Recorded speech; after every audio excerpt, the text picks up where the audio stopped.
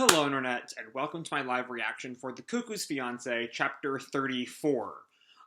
When we last left our heroes, Erika and Nagi got to enjoy the festival together. Sachi stayed behind at the shop to help out, which was kind of messed with how things were in 32, but let's not think about it too hard. Really, that chapter was a lot of punting 32's cliffhanger, always a little longer. But when Erika and Nagi stopped to watch the fireworks, they encountered Hiro, who addressed the elephant in the room of how is Sachi both of their sisters. So all that being said, let's jump right on into 34th Foul. We've got no choice but to reveal our secret. That's either going to be an Erika line or a Nagi line. No idea which one yet. Our picture here is Erika in a fairly formal dress from what we can see of it, with like twin hair curlers in her hands. Way of the cute, two-sword style.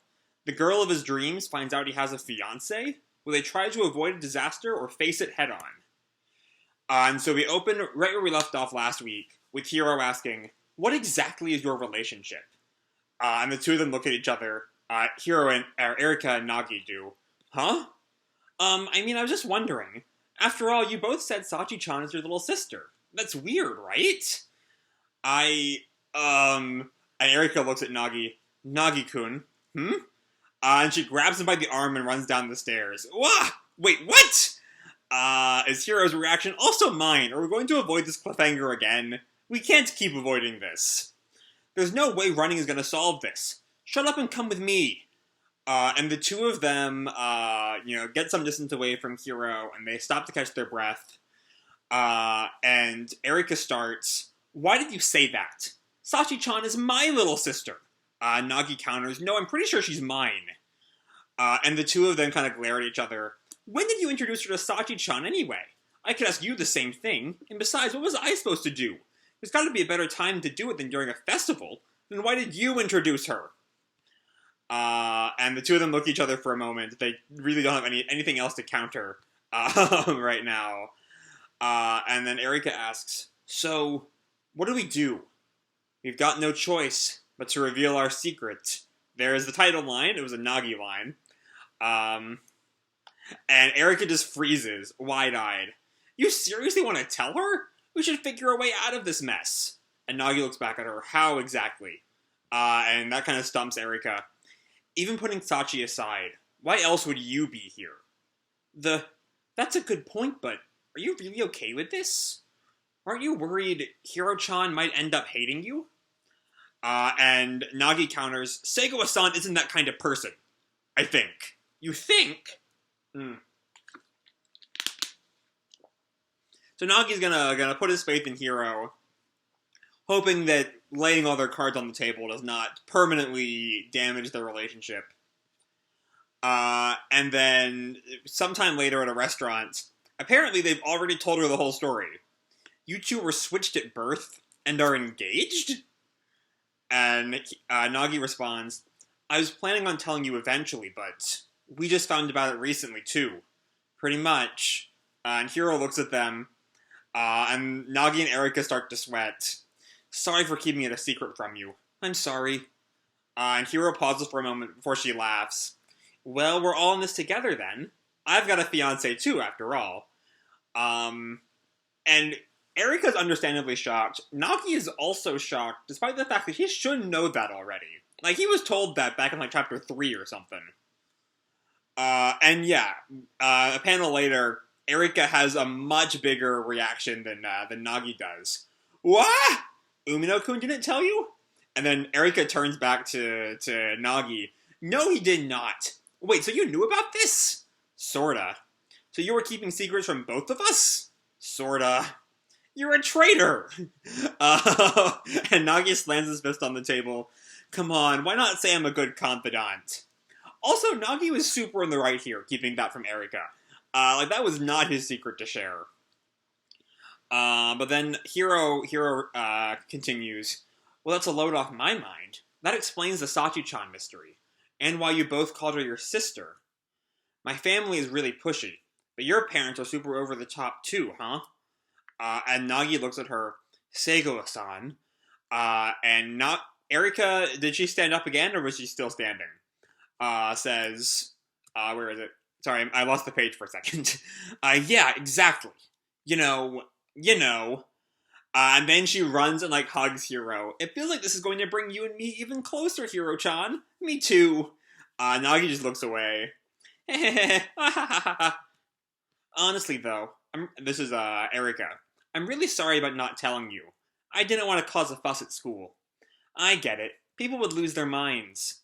Like arranged marriages in this day and age? Oh my gosh, right? And Nagi like nods. Yep.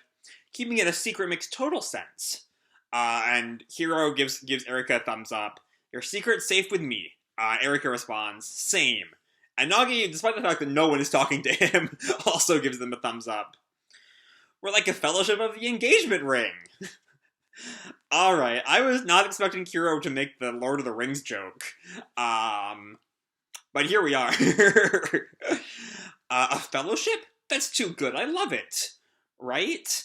And Nagi watches the two of their conversation and thinks to himself, I was worried for a minute there, but I think this went alright. After all, it's Seigo-san we're talking about. Then as they're leaving the restaurant, Hiro starts talking. Still, I'm kind of jealous. I can't believe you two have such a cute little sister. And then she continues, I want Sachi-chan too. And Nagi just stares at her. Huh? What's that supposed to mean? And Erika is like flabbergasted. You can't have her. Sachi-chan is my little sister. And then Hiro turns back to them. I know. Bring her over to my place next time, okay? I said no! Wait. And Erika realizes something. Oh no. I promised Sachi-chan I'd get her something from the festival. I've gotta go get something. See you later. And Nagi and Hiro watch her run off. And Hiro asks, is your sister like her? Not in the least. I'm not sure you're right there, Nagi. I guess her personality isn't genetic then. It's all nurture. And Hiro laughs. That's a rich girl for you. No kidding.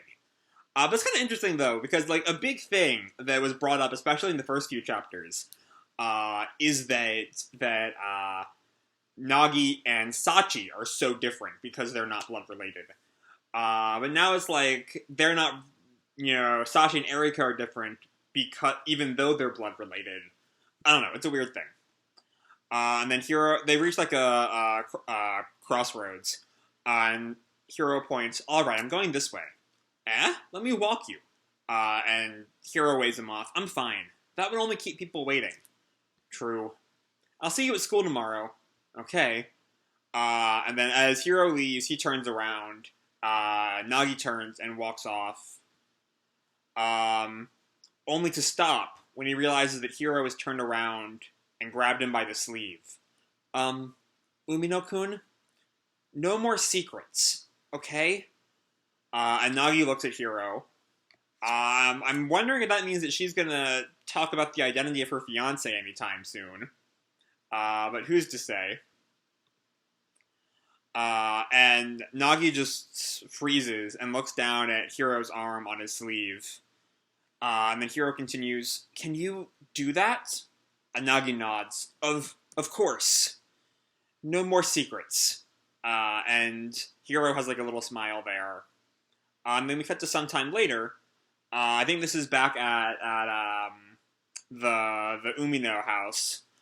As Sachi overlooks all of the presents that Erika got her, including a little Shoba plush. We love to see our Shoba. I think you kind of overdid it. Yup. And then Erika asks, by the way, where's Nagi-kun? Oh, this is back at their shared house. Okay. That makes more sense. Yeah, it's way too nice to be the Umino house. Umino apartment, I mean. By the way, where's Nagi-kun? He came back a while ago and took a bath. What? I was gonna take a bath. Then Sachi flashes back to seeing Hiro laughing with Nagi. Erika-chan, what do you think of her? Next time, Detective Sachi is on the case. Which means I am not thrilled for next chapter.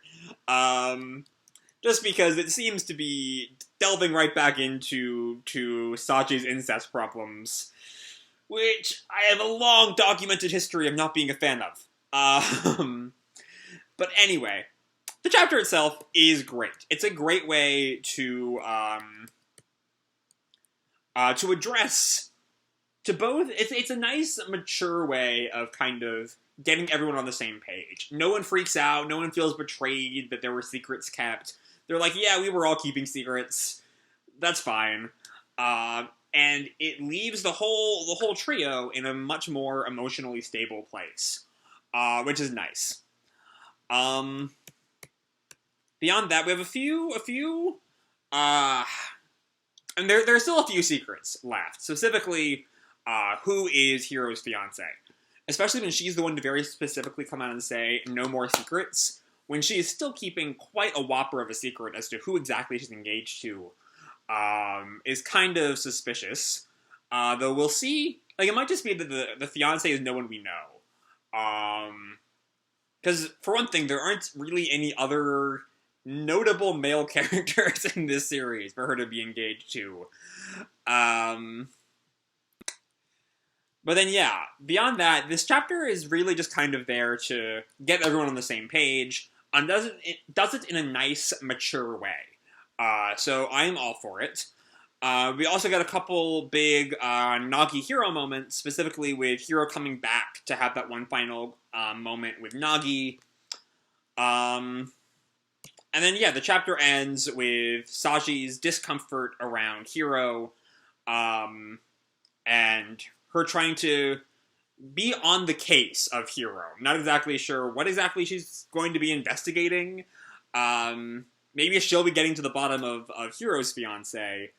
But anyway, for a big monumental chapter, like, the trio finally learns each other's secrets, it's kind of light. Like, there's not too much to dig into here. It's just, now they all know, and they handle it nicely, which is kind of a weird thing for the chapter where everyone learns the truth. Not that I'm complaining. It was still a really good chapter. But yeah, that's kind of all I have to say for this chapter. Hope you all enjoyed the chapter and the video itself. If you did, feel free to drop me a like, or subscribe, or, do whatever makes you happy, And remember, your life is your own, okay? Bye!